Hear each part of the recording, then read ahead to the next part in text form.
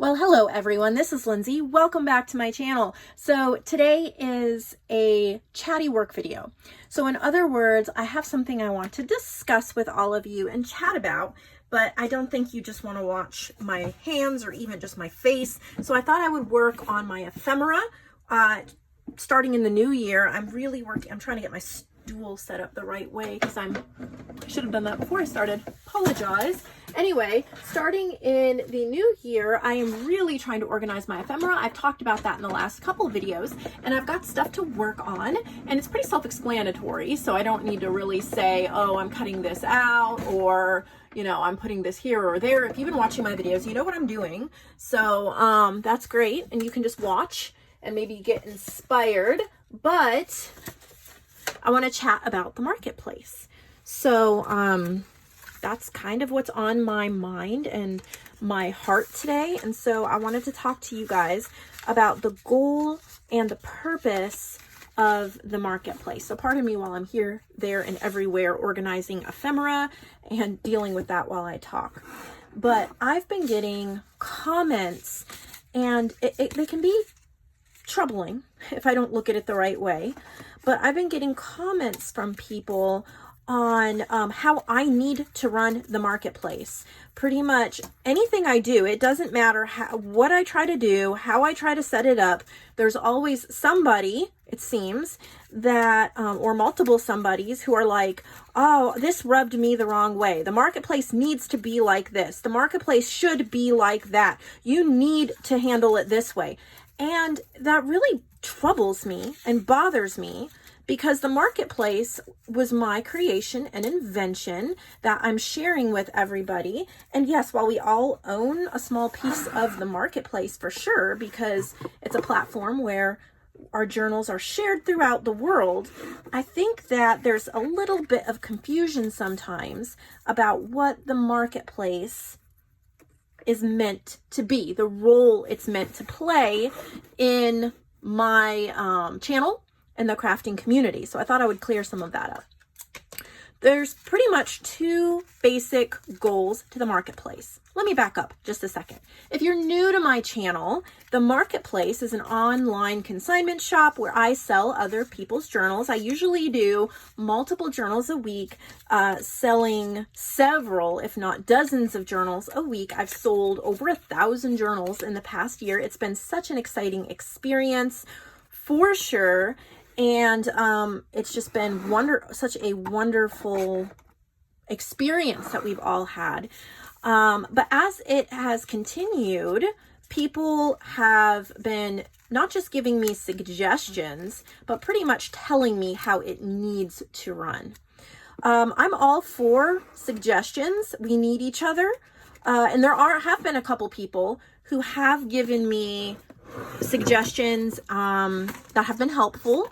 And I don't have a problem with a suggestion. Sometimes I have wonderful people who say, hey, I know you didn't mean it this way. This is how it came across on anything, you know, and they're just doing their best to show their love and their appreciation. And they don't want, you know, they want things to be handled the right way. And I appreciate that. But then there's other people who comment and they say things like the marketplace is for this, or is for that, or I was going to consign my journals, but since you don't do this, as if that's going to make me change what I'm doing, like threats. I appreciate a perspective. That's fine. But let's just talk about the goals. So when I created the marketplace, it pretty much has two goals.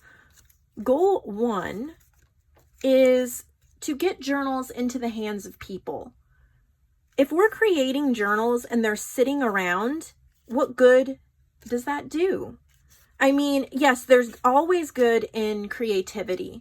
That is never to be belittled or looked down on. So creativity for creativity's sake is always great. But sometimes we need a little more than that, or we wind up with a closet or bookshelf completely stuffed with our creations and we don't know what to do with them. So that's why I created the marketplace, so that we would have a place those of you who did not want to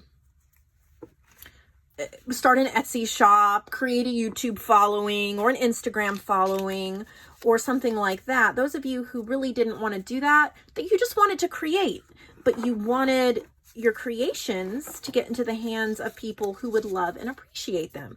That is what the marketplace is for. And I just love how many journals have gotten into the hands of other people. I hope that helps explain the process to an extent and the pricing. I do not price high and leave them there to sell. I'm not a boutique. I'm not an Etsy shop. I'm not, the goal is to get them sold. If I just let them stay around at high prices, I would have dozens and dozens and dozens and dozens and dozens and dozens of journals sitting in my space. If I turned the camera and showed you all the boxes of journals I have here and all the journals ready to be shipped out, plus all my inventory, you'd be perhaps quite shocked. I do not have room. I have a 3-bedroom, 2-bath house, and I have 3 boys, plus my husband and myself and 3 cats. So I don't have room to hold everybody's journals until they maybe sell at a high price that they would like. That's just not the goal of the marketplace.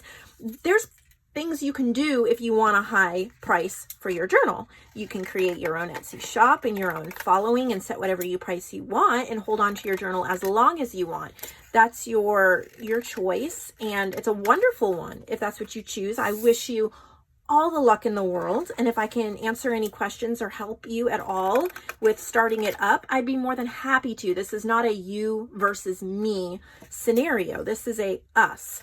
But when a journal comes into my marketplace, it is handled as inventory, quickly in and quickly out. So no, I don't price them for dirt cheap, like dollar store prices, but it's going to be a price. I've sold over 1,000 journals, so I pretty much know about what a journal will quickly sell for. It's not for getting rich off of. It's for those of you who love making journals and want to share that, want to find homes for your journals. And then it's a nice little kickback that you get a little bit of commission. So you can purchase a few more art supplies, or you can, buy groceries 1 week out of the month, or buy a nice birthday gift for your niece or something like that. That's the goal. The goal is not, I've had people say, well, I'm on a fixed income. When will my journals be listed? Can I have them listed soon? I need this, I need that. And I wish I could help each and every one of you 100%. But if you've watched my videos, you know the dozens of people on the wait list, and I have to keep things moving. Part of it too is junk journals. I want them to continue as an art form. So we need to keep getting them out into the world to be loved and appreciated. And that's just kind of the goal. The goal is also inspiration. So I got a comment yesterday, and it was about, I was taking notes on the journal, the things I liked. I'm trying to inspire you guys to be inspired. I'm not copying and making tutorials off of other people's work. I don't know where you guys even got that idea. I am getting inspiration, just like I do from all the YouTubers I watch and the Pinterest things I look at, and what probably most of you do as well. And the marketplace is for inspiration. Many, many times I've said, have a notebook for the marketplace videos. Take notes. The inspiration is incredible. And that is how I will run the marketplace. It is for community, and it is for inspiration. And I will stick to my guns on that, because I feel that that is the most important way that I could run this. I've seen comments about, oh, you need to spotlight the artist. The artist needs to shine. It's their time to shine. They trust you. You need to represent, blah, blah, blah. And I think they mean that in all the right ways. I don't think they mean it in a wrong way. That's why I'm on here, to say that's not what the marketplace is for. If you want to start up a program like that to shine, have all the, you know, it's about perfect representation. I'm never going to have that. I'm not going to have perfect representation because life is messy, and my channel is, you know, and my skills and my I am juggling so many things between the marketplace, my tutorial videos, my sponsored videos, my shop, trying to keep things in my shop, trying to inspire everybody, trying to create digitals, trying to do giveaways. It takes a lot. And so I have decided the best way to run the marketplace is the best way I can, which means sometimes the videos are done more leisurely and slowly and flipped through. And sometimes I've got to get the video up and out, and I don't have time to look at every page. And I just need to get the journals sold so that I can pay the artist, and so that I can get on to picking my boys up from school, or I might be sick and I'm pushing through anyway. I hope that you all just believe that I am trying to sell your journals, and I'm trying to create a community of inspiration. And I thought it might just be helpful for you guys to just remember, this is not an artist spotlight. This is not, I don't have all the editing skills and time to make them incredible videos of inspiration. If you guys want that, then the best thing to do would be to create your own channel, and then showcase your work that way. My goal is to get these journals out into the world to be loved and used. And sometimes that's done quickly, and there's mistakes, and I laugh at myself, and I delete a video and have to redo it. And then other times it just flows beautifully, and the video gets over 2,000 views, and I'm blown away with how fast they sold. It's not perfection, it's community. And I hope that that encourages you guys. I hope that you'll get on board with me as far as this goes. If you want to consign your journals, I'd be more than happy to send you the guidelines. I have the email address linked in the description box below, so you can message me and I will send it over. I really try to keep things as organized as I can. Every box that comes in has a number, and I keep a list. And on my Facebook group, I have a wait list so you can see where you are in line. I don't do well with holiday journals because I can't guarantee when they're going to be shown. And if I get 20 boxes in over a month's time, then I can't get through all those in time to make sure holiday journals are shown. The best thing you can do if you want to count on the marketplace for a little bit of extra income is to just continue to make journals. Not worry about when they're listed or when they're shown. I mean, of course, keep track on the wait list. I mean, that's great. But when you fill up another box, send it to me, because I consolidate the boxes and I don't make you wait for each box you send. So if, say, Susie Jones, I just made up that name. If Susie Jones sends me a box of journals and she is number 15 on the wait list, and when I get to number 10 and she's still 5 people away, she sends me another box with more journals, then I add that box to number 15. And I show both of them at the same time.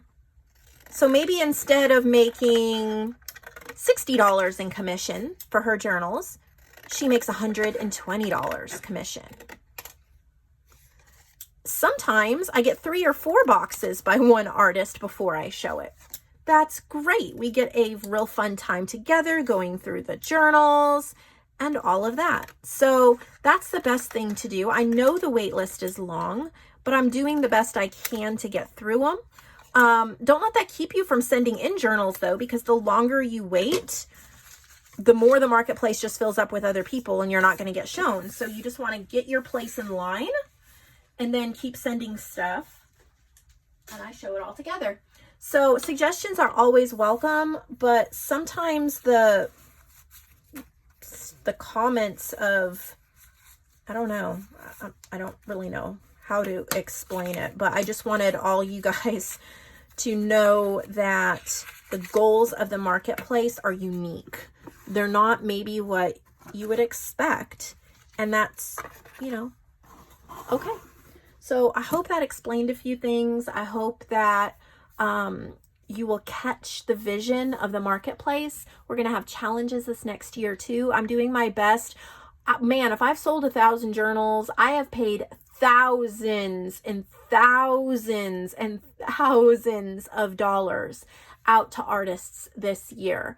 And every day I check what's sold, and I send out commissions, and I do my best to get you guys your journals sold, your commissions. I try, and I hope that you guys are inspired a little bit by the marketplace, and that you will you know, join with me this next year to make the marketplace even bigger, even better. And let's bring a little bit more love and understanding into the marketplace.